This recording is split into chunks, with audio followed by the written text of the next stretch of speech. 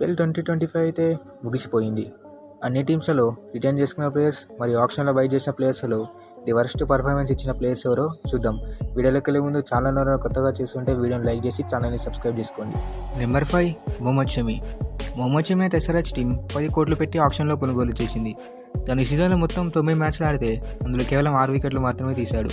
అది కూడా 11.23 ఎకానమీతో. షమికి అయితే ఒక చెప్పుకోదగ్గ సీజన్ కాదు. షమి గురించి మనకు తెలిసిందే, తను ఎప్పుడూ ఒక జెన్యూన్ వికెట్ టేకర్. చూడాలి మరి షమి ఎస్ఆర్ సీజన్లో అయినా కమ్బ్యాక్ చేస్తాడా అని. నెంబర్ 4 రాషిద్ ఖాన్. ఆఫ్ఘనిస్తాన్కి చెందిన ఈ స్పిన్ ఆల్రౌండర్ని గుజరాత్ టీం 18 కోట్లు పెట్టి రిటర్న్ చేసుకుంది. కానీ తను ఈ సీజన్లో మొత్తం 15 మ్యాచ్లు ఆడితే అందులో కేవలం 9 వికెట్లు మాత్రమే తీశాడు. అది కూడా 9.34 ఎకానమీతో. హాయ్ కిషోర్ అంటే యంగ్స్టర్ బాగా రాణించడంతో రషీద్ ఖాన్ యొక్క ఫెయిల్యూర్ మనకు కనిపించలేదు. చూడాలి మరి వచ్చే సీజన్కి రషీద్ ఖాన్ని రిటైన్ చేసుకుంటారా లేదంటే ఆప్షన్కి రిలీజ్ చేస్తారా అని. Number 3 Jake Fraser. ఆస్ట్రేలియాకి చెందిన ఈ అగ్రెసివ్ బ్యాట్స్మెన్ని ఢిల్లీ టీం 18 కోట్లు పెట్టి రిటర్న్ చేసుకుంది. తను ఐపీఎల్ 2024లో చాలా అగ్రెసివ్గా మరియు ఎక్కువ స్ట్రైక్ రేట్తో ఆడాడు. కానీ సీజన్లో చూసుకుంటే మాత్రం కేవలం 55 రన్లే చేశాడు.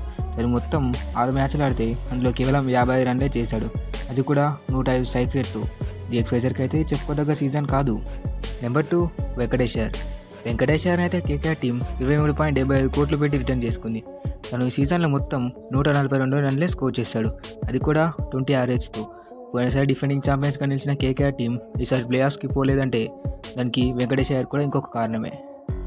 Number 1 Rishabh Pant. LSG team Rishabh పంత్ని 27 కోట్లు పెట్టి కొనుగోలు చేసింది. తను సీజన్లో మొత్తం 14 మ్యాచ్లు ఆడితే అందులో కేవలం 269 రన్లే స్కోర్ చేశాడు. అది కూడా 133 స్ట్రైక్ రేట్తో. తను సీజన్లో మంచిగా ఆడిందంటే లాస్ట్ మ్యాచ్లో సెంచరీ స్కోర్ చేశాడు. దానికి మినహాయిస్తే